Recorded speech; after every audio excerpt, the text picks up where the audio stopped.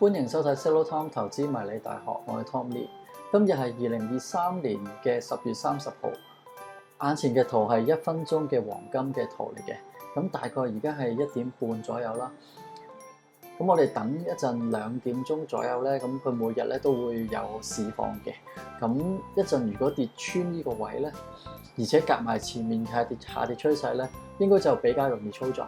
一陣如果係上升咧，咁就會比較難操作嘅，咁會有好多嘅 TP 一頂住嚟嘅。咁一陣睇下點樣，咁就而家我哋等個市況行下先，一陣再翻嚟。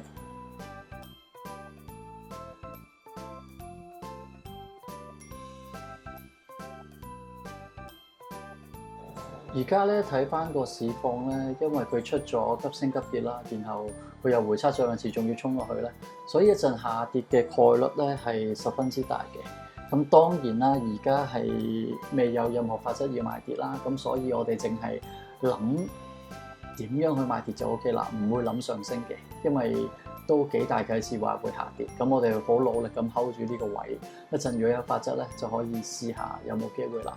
咁我哋再等等。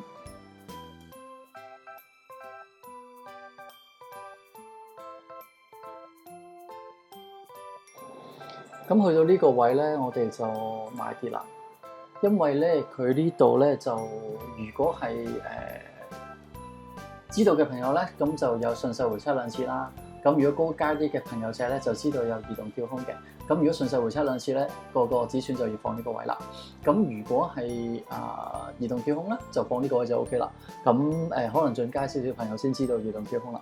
咁我哋就畫一畫個位啦。大概喺呢個位啦，呢個位係第一次啦，回測呢個位會回測第二次啦。咁我哋再繼續睇下有佢行成點啦。當然嘅，就算個 SL 擺呢度咧，嗰個其實個風險比較大，因為遠啊。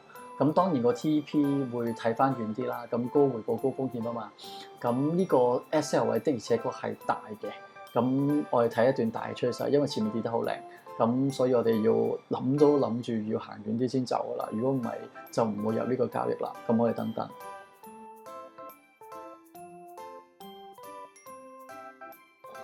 相同嘅情況亦都係出現順勢回測兩次或者移動跳空嘅，咁咧就所以咧就要再入市。咁我哋分別咧喺呢度啦，同埋呢度買咗個一次啦，即係兩次啦。一陣咧，我哋個 SL 擺呢度嘅，如果移動跳空擺呢度嘅，順勢回測兩次擺呢度，因為呢度太遠啦。咁移動跳空擺呢度啦，跟住我哋繼續睇跌，睇下會唔會高風險㗎？呢個係高風險高回報嘅，所以都係有佢行遠啲先至會考慮走，由得佢行。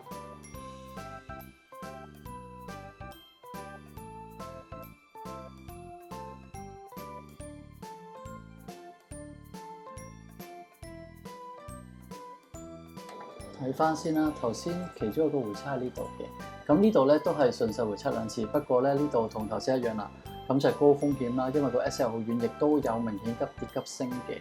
咁你話呢度係咪移動跳空咧？咁呢個形態係同其他有啲唔相似嘅。你見呢度乾淨啲嘅，呢度咧佢咁樣回一下咧，咁其實呢個絕對唔係移動跳空，你就唔好入啦。同一時間因為 SL 好遠，呢個 too late，即係呢個順勢回測兩次。所以咧呢一度咧就都唔係幾入嘅，因為明顯急跌急升，亦都冇移動跳空，咁就畫低個回測先啦，行順啲先至再考慮係咪做啦，因為佢有機會暫停下跌嘅。如果佢行成咁樣，嗱呢個位呢個回測同呢個回測咧，同埋呢嚿嘢咧係唔同噶啦。你見到呢個佢唔係單純咁上嚟，佢係有挫再上，所以係絕對兩件事嚟嘅。咁我哋再睇睇啦。當然啦，仍然係繼續睇跌嘅，不過我哋暫時唔入市買跌字，因為出現咗急跌急升。我哋再睇睇咯。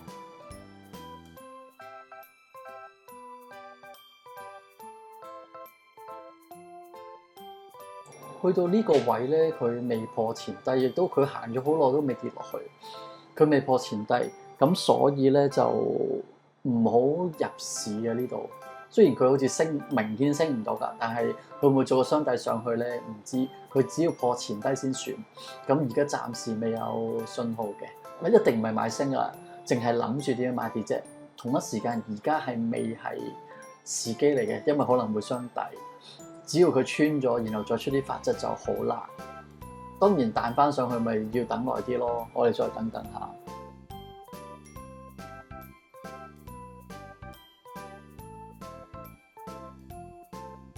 去到呢個位咧，因為佢呢度唔係上升趨勢，佢仍然變翻下跌趨勢啦。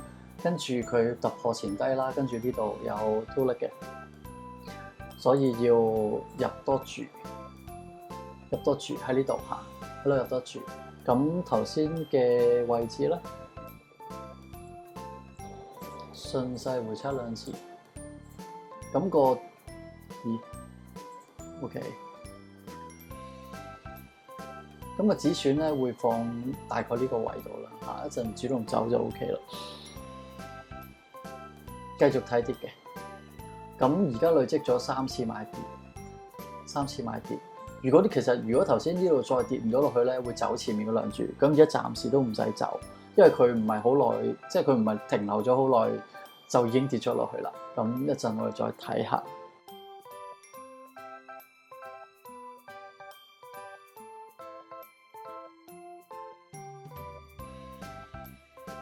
深水清嘅朋友咧，你見到頭先我哋入住嘅位置咧，呢個位啦，你見到佢回測之後好快跌落去嘅，呢啲。咁呢度咧都係回測，即係呢個就唔同啦。呢個嘢咧，佢回測之後好耐啊，上升咗好多支巴先至行到咁咧，就唔好買字，因為呢度都算係急跌急升。然後佢咁樣做咧，唔係入市時機嚟嘅，即係唔同頭先嗰啲嚟嘅。頭先嗰啲移動跳空呢啲一定唔係啊，咁所以咧就暫時唔好買，因為佢升得太耐，佢都唔跌落嚟咧，反而上面嗰啲就會走噶啦，會出事。上面入咗3注，可能呢度底都未定，咁所以就暫時一定唔入住。咁如果太耐都唔跌落去，可能會走添。咁我哋再等一等。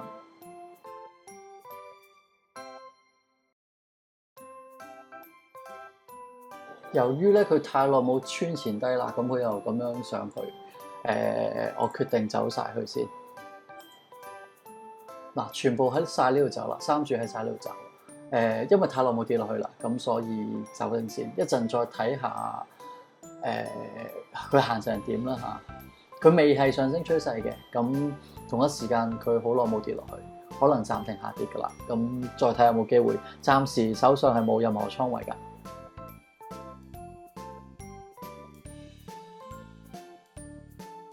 坦白講咧，其實遲咗睇嘅，呢度咧又已經變翻下跌趨勢。呢度喺呢個位咧，其實有一個入市法則嘅。同一時間個 TP 好近啦。咁當我頭先行開咗，因為如果去到呢個位咧，其實可以入一注，係算係高風險，因為個 TP 位好近。咁而家行到咁低咧，就唔好再入啦。頭先喺呢個位。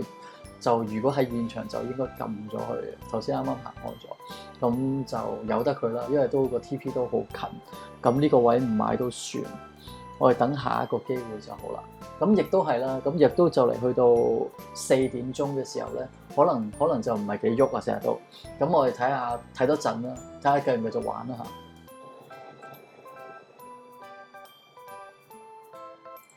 嚇。嗱，頭先話想喺呢度買跌咧，咁而家跌咗落去咧，亦都冇乜所謂啦，唔好唔開心咁樣，因為成日都係咁樣，由得佢，因為自己行開係自己選擇嚟嘅，咁就繼續睇下有冇機會就 OK 啦，唔好俾頭先啲過去嘅嘢影響當下嘅決定就 OK 噶啦。我哋繼續睇下有冇其他機會。如果佢唔繼續行咧，可能4點之後就冇乜市況，咁等多陣啦。去到呢個位咧，咁就有法則買跌嘅，同一時間可能買橫行嘅啫，因為佢都唔係咁明顯，咁就哎呀啲差價 OK，去到呢個位啦，如果走喺呢個位啦，咁當然如果直穿落去就好開心啦，咁試下睇下呢個位，因為入遲咗，咁就睇一睇啦嚇，咁啊等等時間。翻嚟要走啦。頭先諗住買橫行嘅，跟住咧就都話最好跌落去都更加好嘅。咁買橫行理論上喺呢度走嘅，咁就呢度冇走到啦，然後之後上咗去啦嚟啦。坦白講，呢度好多機會走嘅，亦都好大機會保本嘅。同一時間呢度係輸咗嘅，因為頭先又係行開咗，咁就由得佢啦嚇。好啦，咁就今日咧就做咗1、2、3個 trade 啦，跟住呢個第4個，咁就咁啦。因為其實坐喺電腦面前嘅，不過整緊其他嘢 ，OK，冇望住，唔緊要。咁就下次繼續睇下其他市場，因為去到呢個時間通常已經一早唔炒噶啦，通常4點幾就已經唔玩，因為頭先可能呢個 trade 咧 miss 咗咧，諗住玩多下咁都玩唔到啦。